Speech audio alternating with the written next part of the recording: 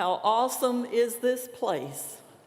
Surely it is the house of God, and I am thrilled to be here. I have a friend who began a new job probably about a year and a half ago. And for the first few months, every time I ran into her, I would always ask, "So how's it going?" And her response every time was, "Living the dream." Well, the most recent time I ran into her was probably about, I don't know, maybe 2 or 3 months ago. And I asked her how it was going. And I noticed her reply had been edited a little bit. What she said was, "Well, there've been a few hiccups, but hey, I'm living the dream." Some time ago, my husband Phil, who's the pastor at Wallace Presbyterian, had his acid reflux meds ramped up to a pretty high dosage. And one of the results of that was that he began having very vivid, colorful, detailed dreams. I'll probably need another prayer of confession after I tell you this, but they were pretty amusing dreams, I thought. And so every morning when we would wake up, I would say, "So, what did you dream last night?" One of his dreams had the then new youth director at the Wallace Church chasing him with a flaming spear. So, sometimes maybe we want to say we're living the dream, and other times not so much. But this morning, let's consider Jacob and his dream and the possibility that we too may be living that dream. The Jacob stories, I think, tell us a lot about Jacob, but mostly they're a way to tell us about the God of Jacob. They're important because the God of Abraham, Isaac, and Jacob is our God.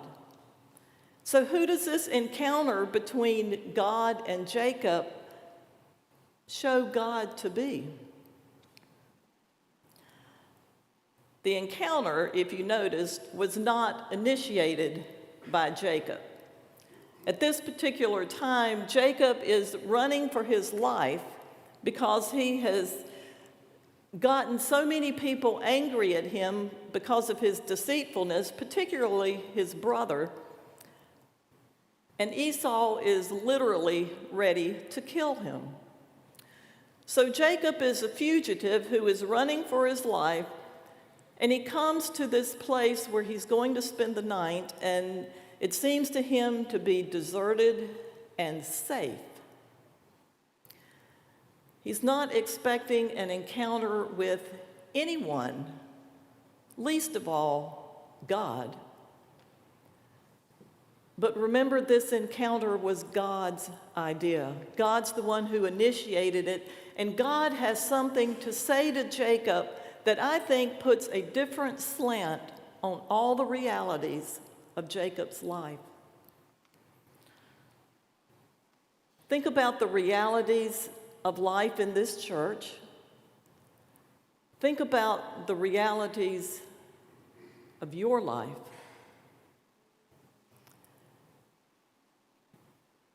Is there something waiting to be resolved in your life? Are you frustrated with how things are currently going? What are your struggles? Are there circumstances that you don't even have the ability to change, even if you wanted to? Consider the realities of your life, and then consider this. What this promise-making God has to say to Jacob in this dream, I think puts a different slant on all the realities of your life and mine too. In this dream, there are 3 promises. There's the promise of presence, the promise of action, and the promise of homecoming. promises that God makes that I think say a lot about the God we worship and speak to the realities of our life. So the first is the promise of presence. Jacob, God says, I will be with you. If you read the stories leading up to this one, you recognize that Jacob's life is a mess. It's been one conflict after another, and even now he's on the run because his deceitful ways have gotten him in trouble yet again. And in a moment when Jacob least expects a religious experience, God says to him, Jacob, I'm with you. And I think a lot of times that's what we need to hear in our own life. You know, I will never forget the night many, many years ago. I was a newly ordained minister. A couple came and sat in our living room in great distress because of the conflict between their pastor and the congregation. Her husband was the associate pastor at this Baptist church, and we had gotten to be really good friends with them. In her agony over this situation, Marie said to us, I go to church because I need to know that in whatever happened last week and in whatever may come down the road, that God is with me and that God cares about me, and especially in all of this mess with this situation at church, I need to know God will be with me and will help me get through it. And friends, what God said to Jacob, he has said to you and me, I am with you. God commits himself to this man who is on the run, and through Jesus Christ, he's committed himself to you and me. I am with you. Remember, it's the name that's given to Jesus, Emmanuel. God is with you. And it's the same promise that comes at the end of Matthew's gospel. Jesus' final words to his disciples, remember, I am with you always to the close of the age. This God, who is willing to cast his lot with a man like Jacob, to stand with him in places of threat, is the same God who stands with you and me. And God was with Marie in her difficult situation. And I think that's a word we need to hear over and over and over, because it just seems like we forget that God is with you and me, whatever the circumstances of our life. When I first read this story about the dream, I have to admit that the first thing that entered my mind was that song that says, we are climbing Jacob's ladder. You know, I think that song maybe misses the point a little bit. The ladder is not for us to climb. It represents God coming down to us. Know this, God says, I am with you. It's the promise of presence. The second promise is one of action. God says, Jacob, I will keep you. It's a promise of care that's very clear also in Psalm 121. Words that say, God will not let your foot be moved. He who keeps you will not slumber. He who keeps Israel will neither slumber nor sleep. The Lord is your keeper. The Lord will keep your life. The Lord will keep your going out and your coming in from this time on and forevermore. God's promise to keep reminds me of the imagery of a shepherd who keeps the sheep, guarding them from threats, leading them to the water, finding them the good grass, showing them the right path, caring for them in times when they're walking that dark valley. God promised to keep Jacob. And if you know anything about Jacob's life, Jacob needed a shepherd. Jacob needed a keeper. He was always finding trouble, having conflicts with his dad, with his father-in-law, with his wife, his sons, his God. It seems like everybody he encountered, he ended up having some sort of conflict with them. So he needed a shepherd to guide him through the difficult places and to show him the right path, to care for him. And it would seem that God was the only one qualified, maybe even the only one willing, to keep the life of someone like Jacob. And this God will keep you and me. And if anybody needs a shepherd, I think it's you and me, especially those of us who maybe think we don't.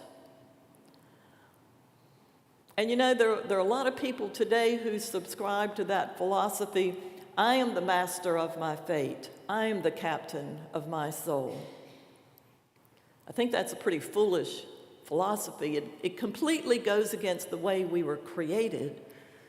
And really, whose life is so uncomplicated, so perfect, so in control that God's help is not needed? But the good news is that God is aware of all of our needs. God knows us, knows our tendency to take the wrong path sometimes, knows our fear of and our loneliness in the dark valleys. This God of Jacob knows firsthand the difficulties and tragedies that can and do happen in this life. And God has committed God's self to be with each of us, always. It's a promise. The third part of the promise that God made to Jacob was a promise of homecoming. I will bring you back. I wonder what being brought back means to each of us, to our church. You remember, Jacob's a fugitive. His future is very uncertain. During the next 20 years, he would acquire 2 wives. He would work for his father-in-law in what was a very strained relationship. He would be away from his own family and land. I think another prodigal whom God would redeem and bring back home. Many centuries ago, a prayer was uttered, "O God, our hearts are restless until they find their rest in you." There are people in our world, in our community, maybe in our family, who feel restless or out of sorts or running from something or experience some sort of soul-searing pain. There was my friend Marie, who ended up not worshiping in her church for 6 months. There are people like you and me who sometimes experience the valleys of life and feel like we're a long, long way from the love and security of God's arms. But friends, I want to tell you this morning that the God of Jacob promises a homecoming.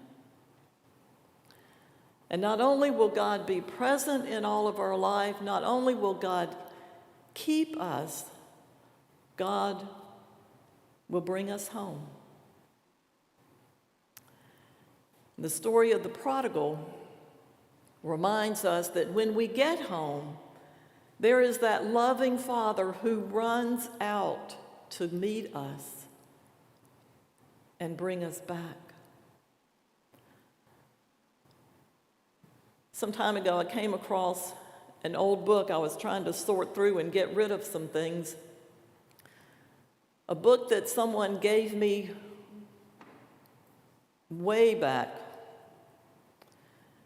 It was called The Power of Optimism. It's one of those self-help kind of books that encourages us to believe that we can take care of ourselves. So before it went in my recycle bin, I flipped through and looked back at some of the stories, and it was full of all these stories of people who were miserable and unfulfilled and were trying their best to achieve goals that they thought would bring some quality and meaning to their life.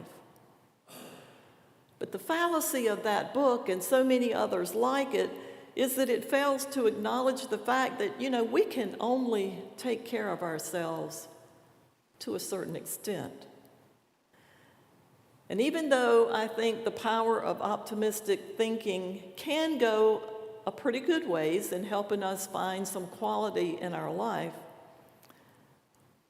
our hearts will still be restless until they find their rest in the God of Jacob, who promises us a homecoming. The miracle of this dream is the way God binds himself to a treacherous person like Jacob. And Jacob continued to be Jacob even after this amazing event. Jacob continued to get into arguments, to fight with his family and with his God, cheating others, trying to bargain with God. And Jacob was not an unbelieving person. He just seemed to go from one bad decision to the next. And the miracle of this story that I think is real in your life and mine, whether we even realize it or not, is that God has chosen us. God knows us completely and has committed God's self to us. And since it is a promise-making God who has committed to being with us, to keep us, to bring us home, I believe there is good to come for this church and for your life.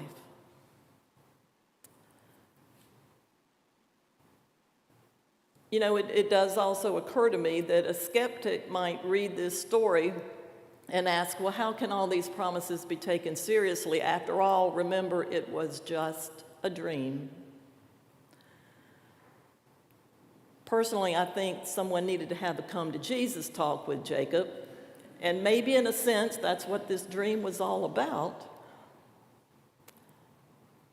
But it was more than just a dream, where upon waking you realize none of it was real.